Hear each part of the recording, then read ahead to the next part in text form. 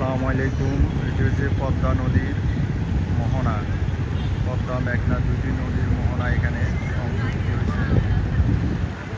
অনেক ভয়াবহ এলাকা, মনোরম দৃশ্য।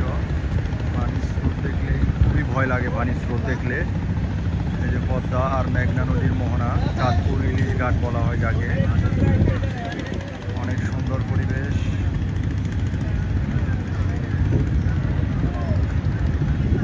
যারা এখানে আসতে চান আসতে পারবেন। নদীর কারণে পানি ঝিলমিল করতেছে।